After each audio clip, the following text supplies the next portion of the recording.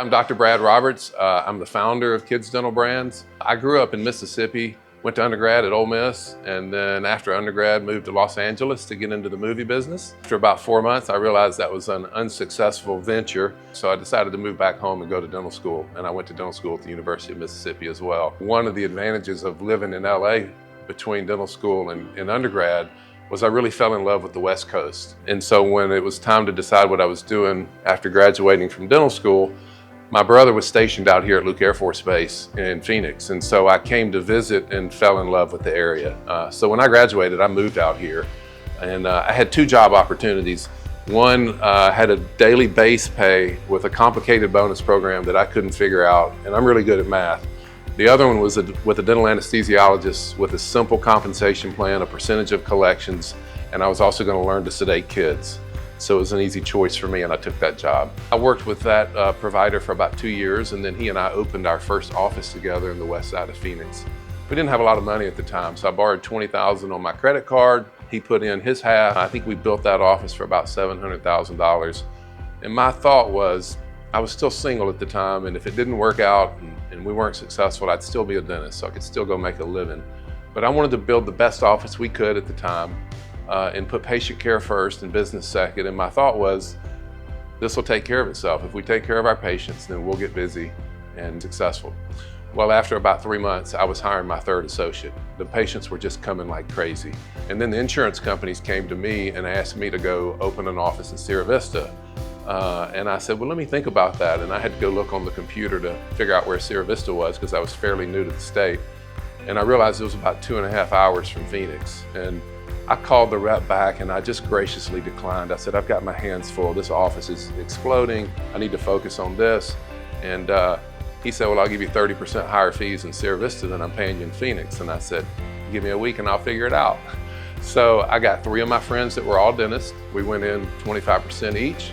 The plan was we would work a week a month each until we were busy enough to hire an associate. After about 5 months, we hired our first associate. That associate's now been a partner with us for over 20 years. And at that point, I realized, wow, there's really a need here for underserved markets.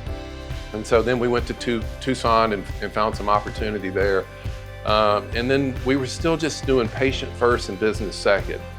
And I started reflecting on that, and I looked back at how I was raised and where I came from, and my dad was a dentist in a small town in Mississippi.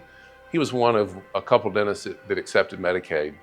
And I just remember looking back on one event that happened. We were washing his car on a Saturday. It was a father-son thing we would do. We would go wash his car and hang out. And I don't know how he got contacted because we didn't have cell phones back then, but he found out he had a patient that had an emergency. And so he and I went in the car, met the patient at the office, went back, and I was his assistant, and he did some procedure and the patient was better. And we were up front at the checkout, and the patient walked by and said, how much do I owe you? And I'm closer to the patient than my dad is, and he's got a $20 bill out in his hand, and my dad said, you don't owe me anything. And the patient reached over and handed the $20 bill to me, and I accepted it. And the patient left, and my dad said, you know, it's okay that you took that. He goes, but I don't charge for emergencies. He said, I've always tried to quantify what my time would be worth on the weekend, and I can't really put a number on that. And I just think it's my responsibility to take care of my patients when they need me. So emergencies I don't charge from. So I think just that was ingrained in my upbringing, being around my dad, taking care of patients in a small town. I remember going to grocery stores or Walmart, and it was like I was with a celebrity, a movie star or something. People would be waving to him and calling him from across the store and coming over and showing him things in their mouth and asking him questions. And it was people from all walks of life. So I just unknowingly being taught how to treat everybody the same way. It was being modeled for me. And that's what we've instilled in our offices. You know, when I realized we had the opportunity that we did, I didn't want to open a bunch of offices and only have associates. So I thought the best way to keep doctors around was to offer ownership to them. And that way they would be bought in. It's kind of like old school.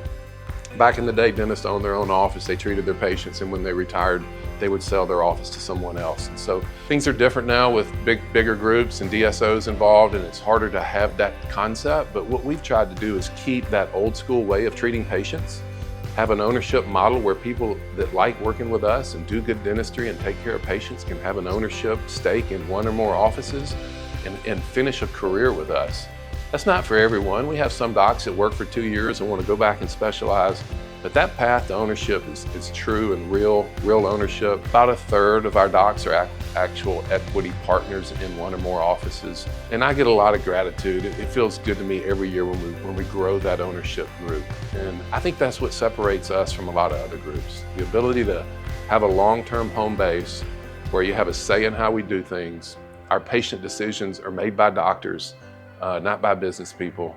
And that's how we operate. And we now have a 10-year vision of what we're going to do and how we're going to grow. And our plan over the next 5 years is we're going to open at least 25 offices. And our typical model is we have 1 or 2 owner docs in each office. So what we've been doing around here at KDB is we've been checking with each department, accounting, marketing, finance, just making sure we're ready and prepared for this run. Because what we've done is we've centralized our functions where all we need is a really good dentist in a good location with a great staff to be successful.